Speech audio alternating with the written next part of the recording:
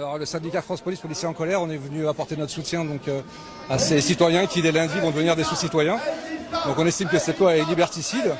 Et donc vacciné, pas vacciné, nous on s'en fiche un peu. Ce qui nous importe, c'est pas de faire une ségrégation entre les citoyens tout simplement. Donc on est venu leur apporter notre soutien. Et surtout on a un peu peur que ça ressemble un peu au mouvement des Gilets jaunes, c'est-à-dire qu'on va mettre les policiers en première ligne. On va laisser les Black Blocs rentrer comme d'habitude pour essayer de discréditer ce mouvement. Et donc voilà, je suis aussi venu pour apporter mon soutien aux policiers, mais surtout d'expliquer à ces gens que beaucoup de policiers pensent comme eux.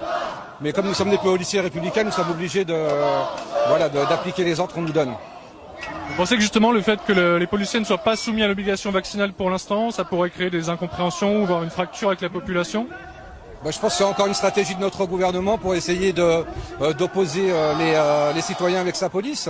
Après cette obligation vaccinale, on nous applaudissait en 2015, on applaudissait les infirmières et puis voilà, c'est vraiment le gouvernement qui adore opposer ces populations.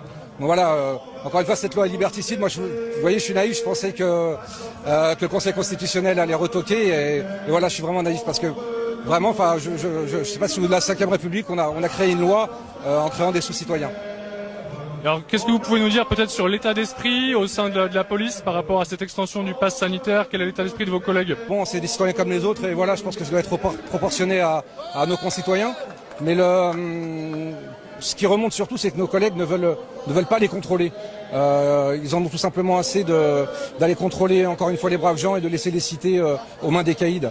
Et donc on aimerait plutôt qu'on nous requiert pour apporter assistance à nos concitoyens qui sont dans les cités, qui sont dans des zones de non-droit, au lieu d'aller embêter toujours les mêmes, les automobilistes, mais aussi le restaurateur et tous ces citoyens qui payent leurs impôts.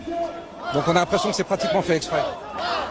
Et comment ça va se passer selon vous concrètement justement ce contrôle du pass sanitaire dans les établissements qui y sont soumis? Est-ce que c'est faisable? Je vois mal mes collègues policiers entrer dans un restaurant, demander des passes sanitaires à des gens qui sont en train de déjeuner ou dîner. Ensuite, s'il y a une erreur, d'aller interpeller parce qu'ils en ont fait un délit pénal, ce qui est fou. Il vaut mieux rouler sans permis que d'oublier un pass sanitaire si vous êtes restaurateur. Et donc interpeller, donc on est en flagrant délit. Donc je ne sais pas comment on va appliquer ça. C'est quelque chose de fou qui est en train de se passer. Est-ce que vous pensez que le gouvernement prend la mesure de l'ampleur des manifestations qui ont rassemblé des centaines de milliers de personnes pendant 4 samedis consécutifs? Ils n'ont pas vu arriver les gilets jaunes, donc pourquoi ils verront arriver des gens des gens normaux, c'est des pères de famille, des mères de famille qui estiment qu'on porte atteinte à leur liberté.